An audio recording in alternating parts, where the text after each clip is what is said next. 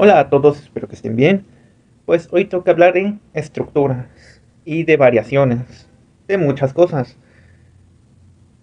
Bueno, empecemos por lo sencillo. Como seguramente ya han de conocer, las cosas que nos rodean están hechas de estructuras moleculares y esas estructuras moleculares tienen átomos y eso es lo que conforma lo que podemos ver. Pero todo esto se puede dividir en diferentes tipos de clasificaciones. Y todo esto tiene diferentes impactos.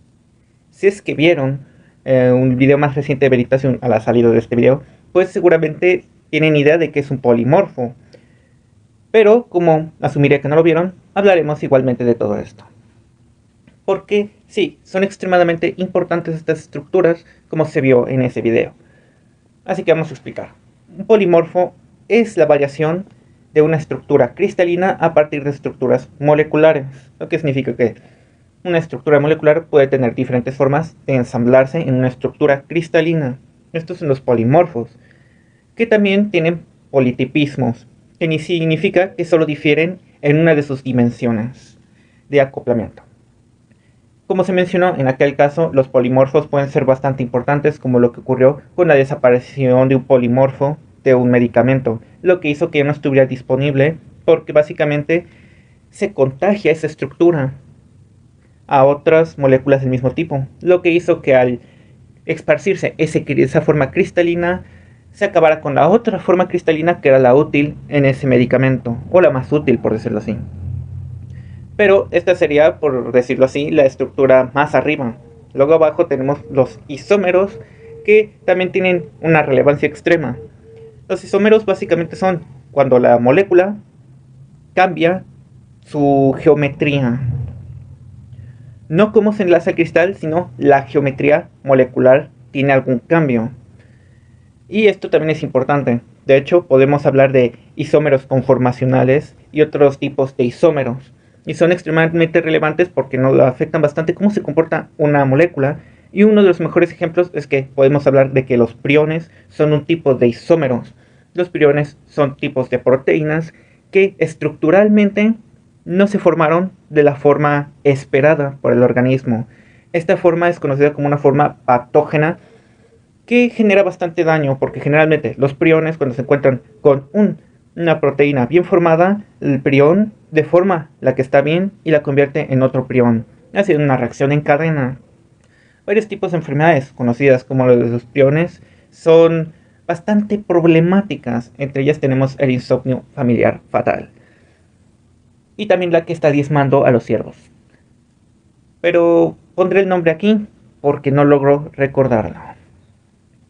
Además de eso, también podemos encontrarlo involucrados con los tipos de amiloidosis. Por esto no se acaba aquí. Todos los tipos de formas de estructuración van más allá y tienen todas consecuencias sobre todo lo que conocemos y vemos. Luego podemos encontrar a los alótropos. Aquí es cuando encontramos variaciones de la estructura de un elemento. Por ejemplo, el oxígeno, como lo encontramos en la atmósfera, es oxígeno molecular, no monoatómico. Esto significa que el oxígeno que nos respiramos no es simplemente O, sino que es O2. Pero en la atmósfera está el ozono. El ozono es O3. Son alótropos, porque todos solo son oxígeno, pero su estructura es diferente y cambia su comportamiento. Tú no puedes respirar oxígeno monoatómico ni ozono. Lo que respiras es oxígeno molecular O2. Pero hay más. Por ejemplo, el fósforo rojo y el fósforo blanco son alótropos porque son solo fósforo. Y también podemos encontrar alótropos del carbono, muy conocidos, el diamante, el grafito y el grafeno. Son solo alótropos porque lo que cambia es cómo está la estructura del carbono, pero no hay nada más que carbono. Pero como ven, cambia mucho cómo se comporta. El grafito lo podemos encontrar como algo muy frágil y con lo que podemos escribir, mientras que un diamante es muy resistente. El grafeno es interesante porque es un caso especial del grafito en el que solo se tiene una malla molecular, por decirlo así, una de un solo átomo de espesor. Pero también está el carbono y otros alótropos.